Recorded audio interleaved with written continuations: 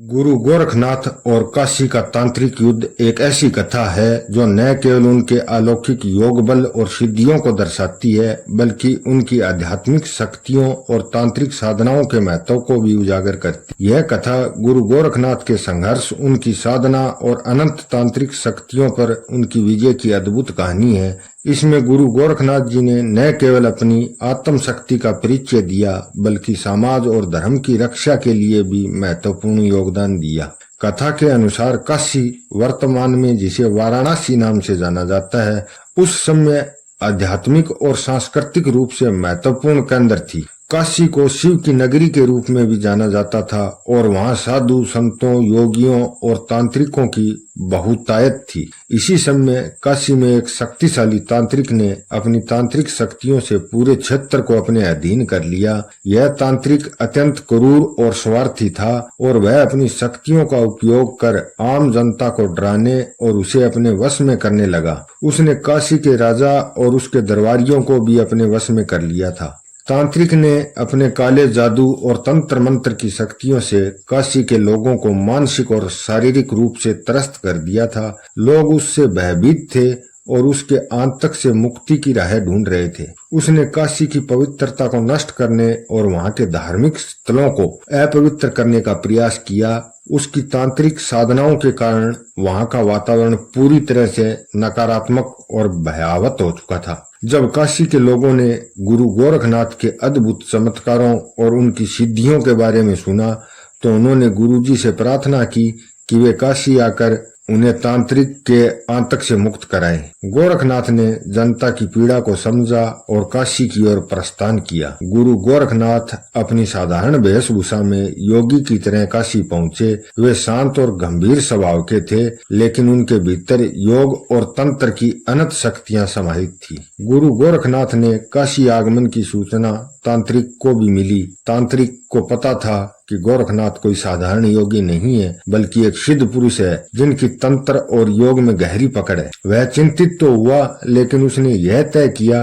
कि वह अपनी तांत्रिक शक्तियों से गोरखनाथ को हराकर अपनी सत्ता को और मजबूत करेगा। गुरु गोरखनाथ काशी पहुंचकर सबसे पहले काशी विश्वनाथ मंदिर गए और वहां भगवान शिव की आराधना की। उन्होंने शिव से आशीर्वाद लिया और तत्पश्चात तांत्रिक के खिलाफ युद्ध की तैयारी की। गोरखनाथ ने अपनी साधना से यह जान लिया था कि तांत्रिक केवल अपनी काली शक्तियों का उपयोग कर लोगों को त्रस्त कर रहा है और उसका उद्देश्य केवल स्वार्थ सिद्धि है। तांत्रिक ने गुरु गोरखनाथ को चुनौती दी और उन्हें अपने महल बुलाया। गोरखनाथ तांत्रिक के आमंत्रण को स्वीकार कर उसके महल चले गए। जैसे ही वे महल में पहुंचे, तांत्रिक ने अपने तांत्रिक मंत्रों और काले जादू का प्रयोग करना शुरू कर दिया। उसने अनेकों प्रकार के भूत, प्रेत, पिशाच और राक्षसों को उत्पन्न किया और उन्हें गोरखनाथ पर हमला करने का आदेश दिया। तांत्रिक को विश्वास था कि उसकी शक्तियों से गोरखनाथ परास्त हो जाएंगे, लेकिन गुरु गोरखनाथ का ध्यान अटल था। वे पूरी तरह से शांत और धीर थे।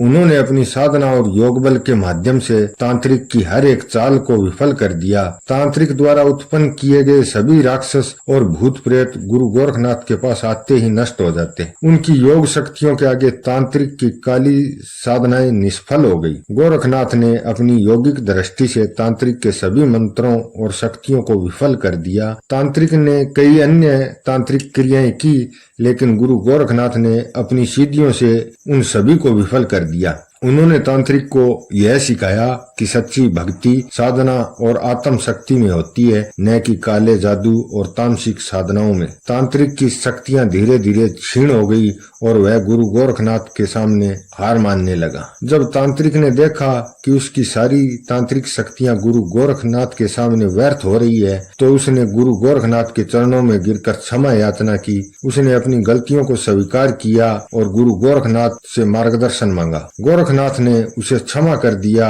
और उसे सच्चे योग और साधना का मार्ग दिखाया। तांत्रिक ने अपने सभी काले जादू का त्याग कर गुरु गोरखनाथ के शिष्य बनने का संकल्प लिया। गुरु गोरखनाथ ने तांत्रिक को सिखाया कि तंत्र मंत्र का प्रयोग केवल आत्म साक्षात्कार और समाज के कल्याण के लिए होना चाहिए, न कि स्वार्थ और अहंकार के लिए। उन्होंने तांत्रिक को बताया कि सच्चा योगी वही है जो दूसरों के लिए प्रेरणा बने और अपने योग बल का उपयोग मानवता की सेवा के लिए करे। तांत्रिक ने अपनी पिछली गलतियों का प्रायश्चित किया और एक नए जीवन की ओर कदम बढ़ाया। तांत्रिक ने पराजित होने के बाद काशी में पुनः शांति और संतुलन स्थापित हुआ। गुरु गोरखनाथ की विजय ने काशी के लोगों को नया जीवन दिया और उन्हें तांत्रिक के आतंक से मुक्ति दिलाई। लोग गोरखनाथ के प्रति कृतज्ञता से भर गए और उन्होंने गुरुजी की शिक्षाओं का पालन करना शुरू कर दिया। गुरु गोरखनाथ जी ने काशी को फिर से आध्यात्मिक और योग का केंद्र बना दिया, जहां लोग ध्यान, साधना और भक्ति के मार्ग पर चलने लगे। गुरु गोरखनाथ